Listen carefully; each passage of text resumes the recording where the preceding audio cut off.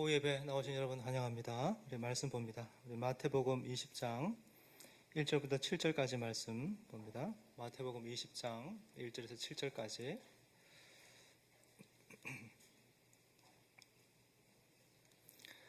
네, 우리 한 절씩 교독해 보겠습니다. 제가 먼저 읽겠습니다. 천국은 마치 품꾼을 얻어 포도원에 들여보내려고 이른 아침에 나간 집 주인과 같으니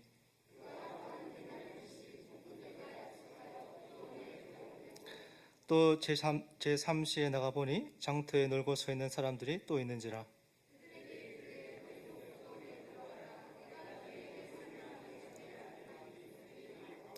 제6시와 제9시에 또 나가 그와 같이 하고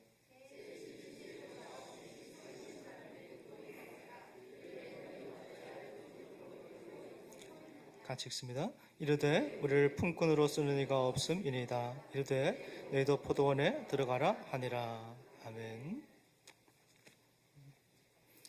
오늘 본문의 비유는 포도원 품꾼 비유입니다.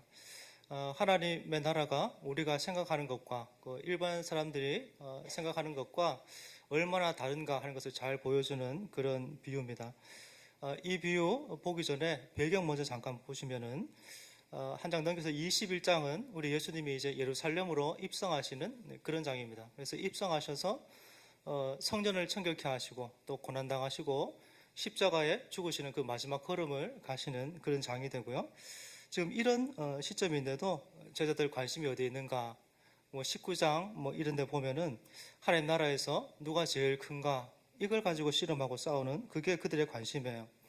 또 20장 오늘 보면 아래쪽에 이렇게 좀 보면은 한 어머니가 두 아들 이렇게 데려와서 한쪽은 예수님 오른쪽에 또 한쪽은 예수님 왼편에 이렇게 하면서 두기를 청하고 있습니다.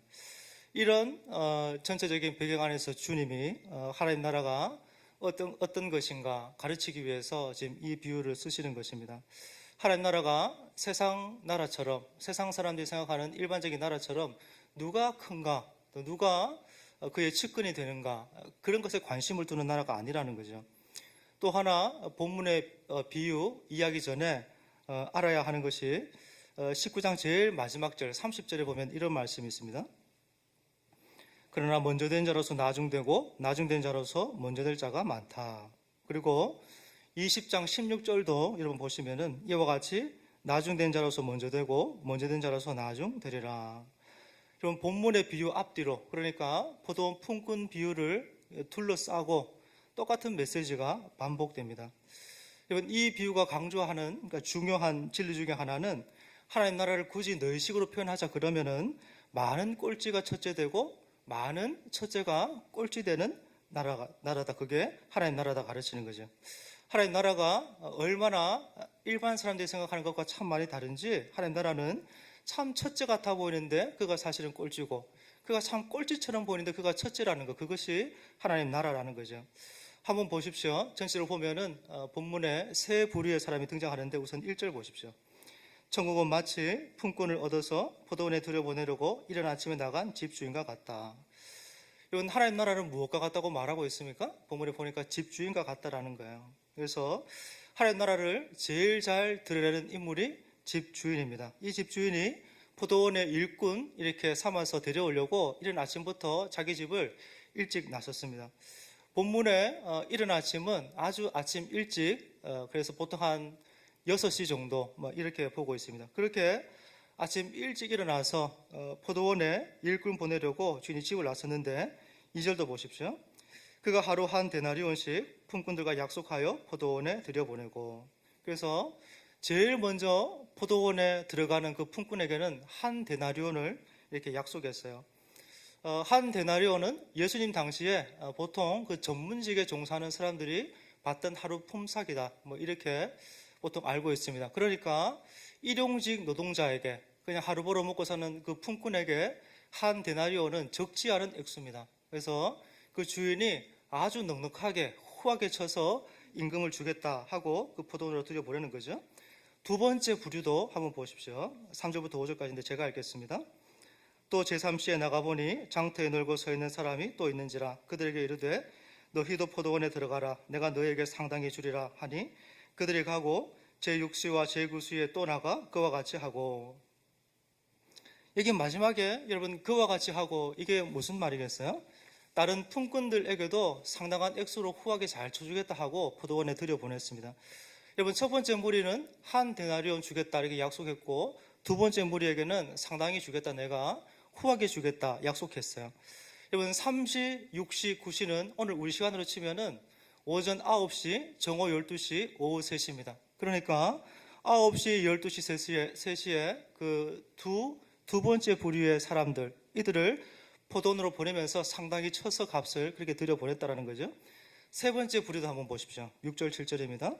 제11시에 나가보니 서 있는 사람들이 또 있는지라 이르되 너희는 어찌하여 종일토록 놀고 여기 서 있느냐 이르되 우리를 품꾼으로 쓰는 이가 없음이니이다. 이르되 너희도 포도원에 들어가라 하니라. 제11시는 오후 5시 이렇게 보고 있어요. 그래서 보통 유대인들은 아침 이렇게 해 뜰 때부터 시작해서 해질 때까지 보통 그렇게 일을 하고 마치는데요. 그래서 아침 6시부터 오후 6시 정도까지 그렇게 일을 합니다. 그런데 이 오후 5시에 지금 이 일꾼을 포도원에 들여보내면은 이 사람은 그 1시간밖에 일을 못 하는 거죠. 그리고 또 하나, 이 오후 5시 일꾼에게는 다른 일꾼에게 말하지 않았던 다른 질문을 하는데, 그 질문이 야 너희는 왜 이렇게 하루 종일 여기서 놀고 있냐 이렇게 주인이 묻는 거죠. 그러니까 하는 말이 우리를 불러서 써주는 사람이 없습니다 이렇게 말하고 있는 거예요. 어쩌면 이들은 다른 사람들보다, 다른 일꾼보다 체격이 조금 왜소하거나 장애가 있거나 아니면은 일꾼으로 쓰기에 그렇게 매력적이지 않은 사람인지도 모르겠습니다. 그래서 다른 사람들은 다 그렇게 불려가서 잘 팔리는데 이들은 오후 5시 되도록 불러서 쓰는 사람이 없습니다. 이런 중에 이들을 이제 불러서 쓰는 사람이, 주인이 나타난 거죠. 그래서 일하러 가는데 앞에 그 일꾼들하고 여러분 다른 거는 하루 품삯에 대한 이야기를 전혀 안 하는 거죠. 앞에는 뭐 한 데나리온 주겠다, 또 뭐 상당히 주겠다 이런 말 했는데 지금 이들에게는 그런 싹스에 대한 얘기를 전혀 안 하는 거예요. 어쩌면 당연한 것이 뭐 일의 시간이나 노동의 정도 이렇게 생각해 보면은 한계나 부족함이 너무 많잖아요. 별로 뭐 일하는 시간 별로 없잖아요. 그러니까 이런 사람 불러서 내가 얼마 줄게 흥정하고 값을 지불하는 것이 별로 의미 없는지도 모르겠어요. 그래서 그냥 들어오라 했을 때 그냥 좋다고 그냥 달려갔을 겁니다. 여러분 이 비유의, 오늘 비유의 핵심은 지금부터입니다. 이렇게 세 부류의 일꾼, 포도원에 들어가서 일했는데 여러분 8절 이렇게 보시면은 저물매 포도원 주인이 청지기에게 이르되 품꾼들을 불러 나중 온 자로부터 시작하여서 먼저 온 자까지 싹스를 주라 하니. 그럼 품꾼한테 이렇게 일당 줄 때 일 다 마치고 누구에게 사실 제일 먼저 주는 게 또 이치의 도리에 맞을까요? 보통은 일반적으로 제일 일찍 와서 제일 열심히 한 사람에게 보통 그렇게 주는 것이 도리고 맞잖아요. 왜냐하면은 가족들이 다 알고 있습니다. 아버지가 아침 일찍 나가서 열심히 일하고 돌아올 때 빈손으로 돌아오지 않고 맛있는 치킨 사서 돌아올 거 알고 다 기대하고 있기 때문에 보통 주인도 그거 다 아니까 줄 때 아침부터 일찍 와서 제일 수고 많이 한 사람에게 주는 것이 그냥 인지상정이고 그냥 보편으로 다 그렇게 하는 거죠.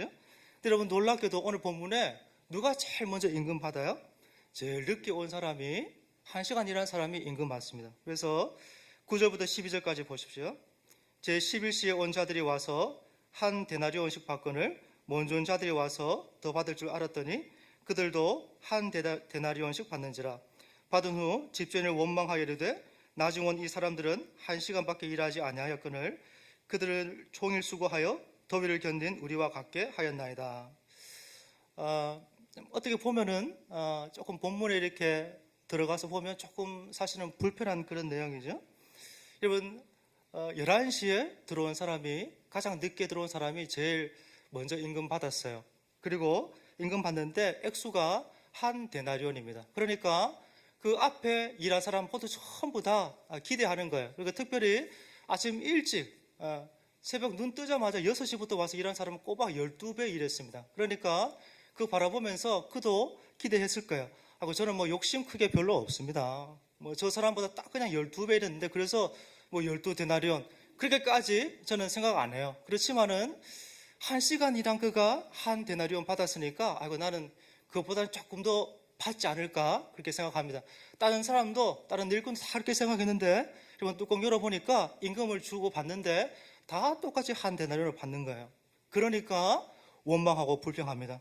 야, 이 사람은 1시간 일하고 한 데나리온 받았는데 나는 12시간이나 일하고 그것도 정말 떼약 볕에서 진액을 다 쏟아가면서 그렇게 힘들게 일했는데 이런 나에게 한 데나리온 주는구나 하면서 원망하고 불평하는 것이 오늘 본문의 내용이에요. 저는 솔직히 본문에 이들의 불평이 이해가 많이 가요.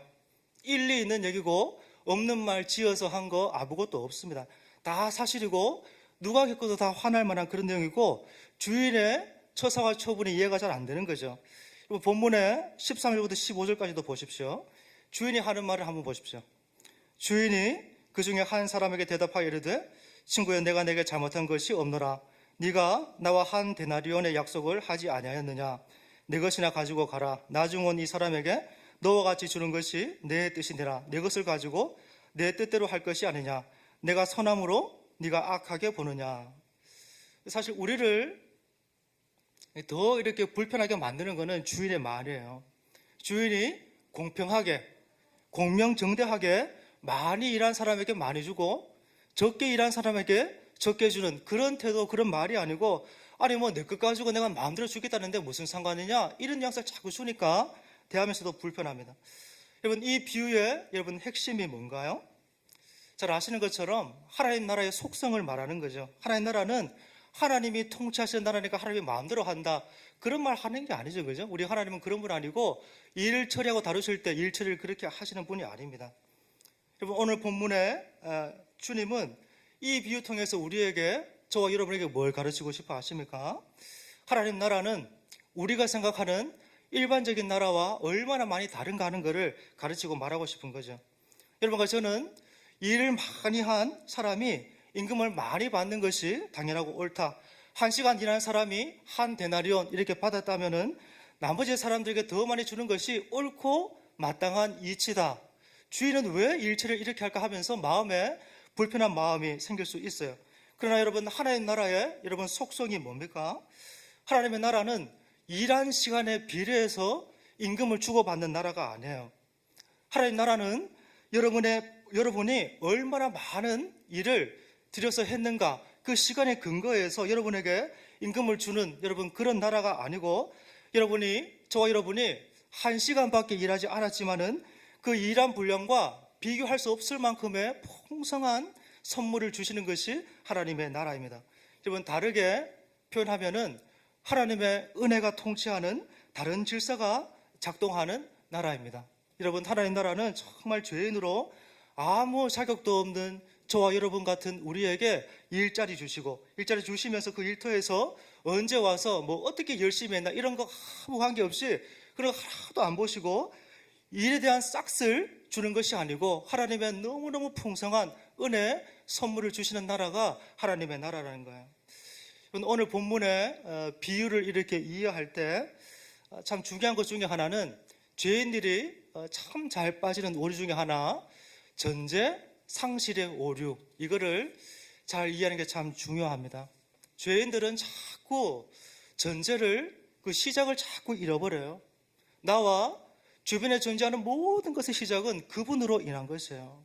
그분이 모든 거 다 주셨고 그분으로 다 기인한 것입니다. 그런데 이거를 자꾸 까먹고 기억을 못해요. 여러분 주인이 포도원의 일꾼으로 부른 거예요. 이거를 잃습니다. 그래서 주인이 한 거는 자꾸 기억을 못하고 잊어버리고 자기가 한 것만 자꾸 기억하는 거예요. 전제 상실의 오류입니다. 비유를 크게 다시 한번 보십시오. 여러분 본문에 있는 세 부류의 일꾼들, 아침에 일찍 온 6시 사람들, 또 두 번째 오전 9시, 12시, 오후 3시의 사람들, 그리고 오후 5시. 여러분 이들 중에 받아야 할 정당한 몫을 받지 못한 사람이 있습니까? 없습니까? 아무도 없습니다. 여러분 최소한 한 데나리온은 다 받았습니다. 받아야 할 정당한 몫은 다 받은 거예요. 이들이 원망하고 불평하는 것은 받아야 할 정당한 몫을 받지 못했기 때문에 원망 불평하는 것이 아니고 하나님의 나라가 어떤 나라인지 모르기 때문에 원망하고 불평하는 거예요. 이것이 오늘 본문의 핵심입니다. 여러분 누가 손해봤습니까? 주인이 손해봤습니다.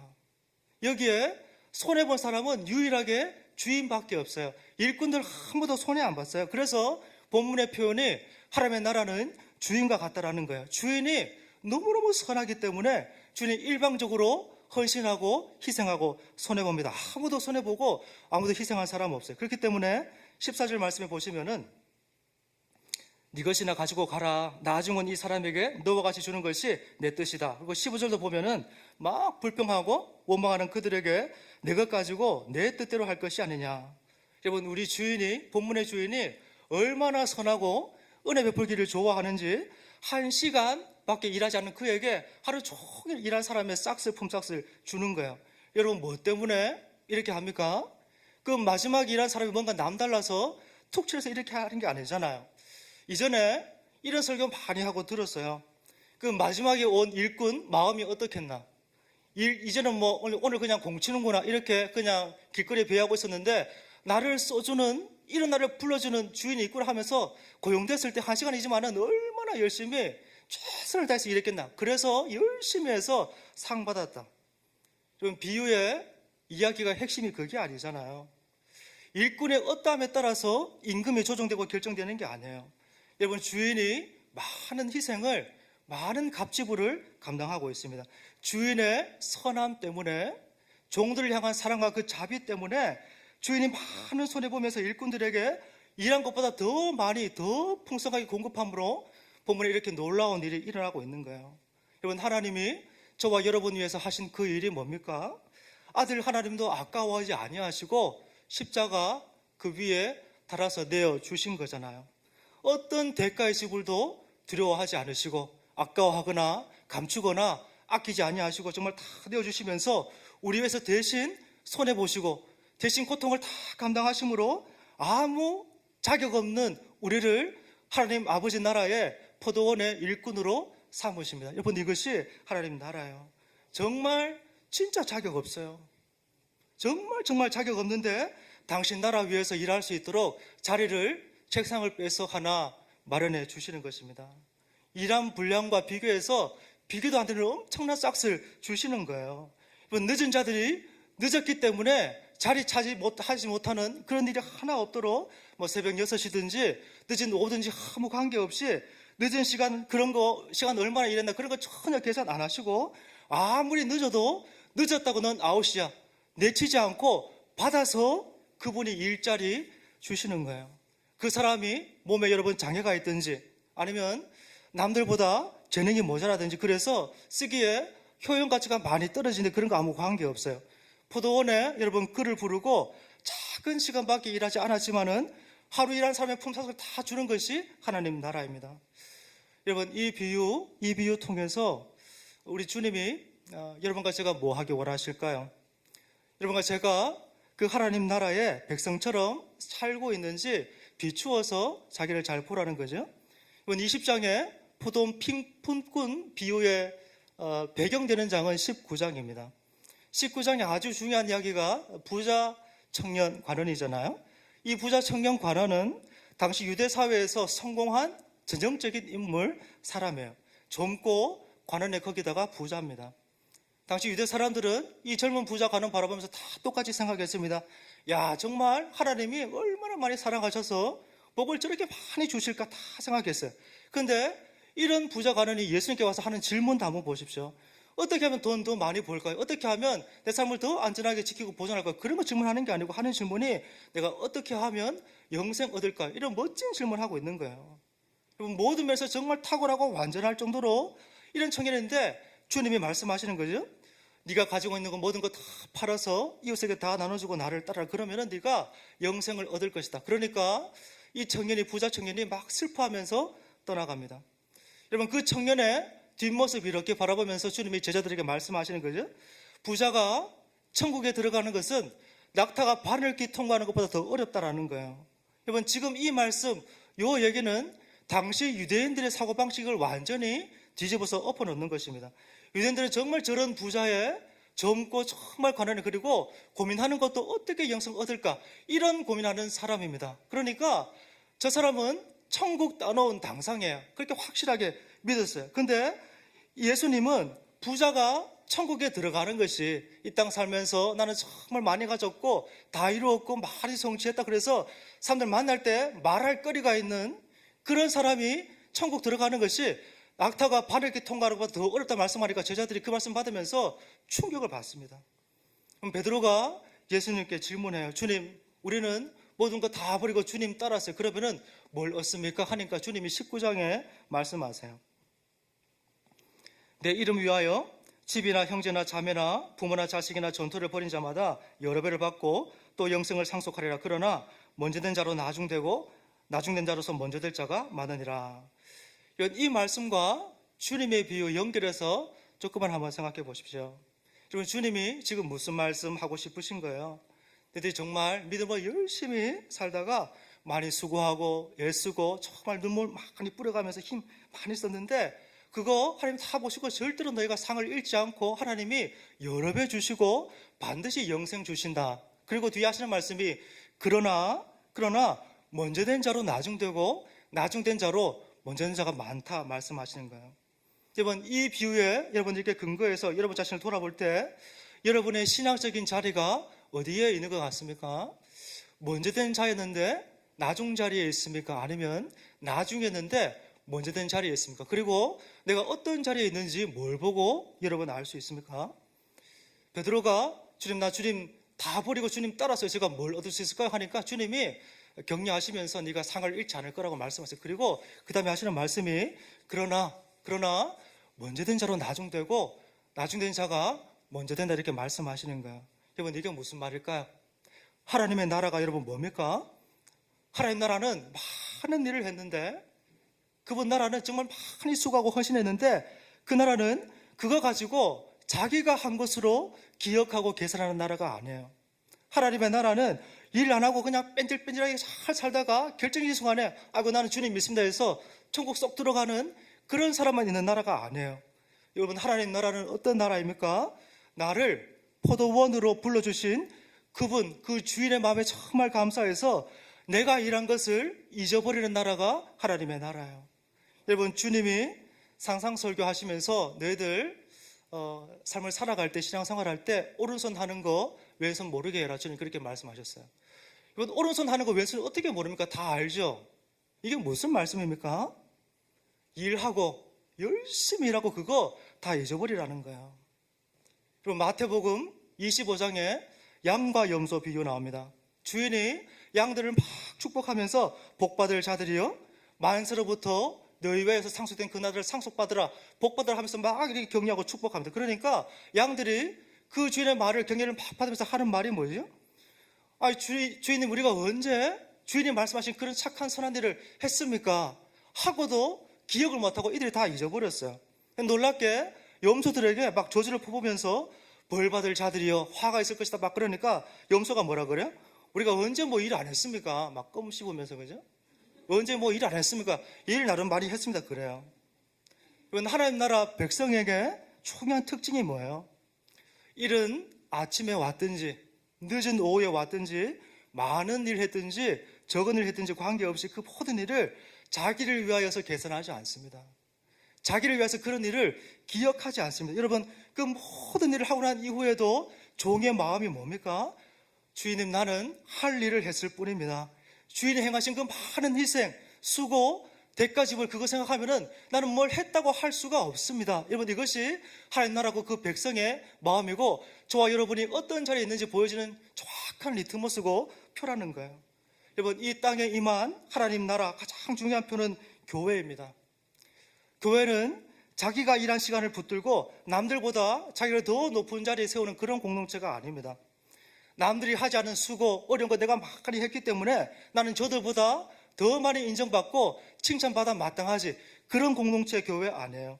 남들이 하지 않은 수고 내가 많이 하고 남들보다 훨씬 일찍 와서 많은 시간 수고했음에도 불구하고 여러분, 하나님 나라의 원리, 그 속성이 뭡니까? 그렇게 많은 일을 하고도 주인이 어떻게 희생했는지 알기 때문에 그런 중에도 나를 안 보고 주인을 바라보고 주인을 기뻐하고 주인을 즐거워하면서 그분을 누리는 것이 하나님 나라 백성이고 삶의 방식이라는 거예요. 여러분, 오늘 여러분 우리의 신앙생활이 어떻습니까?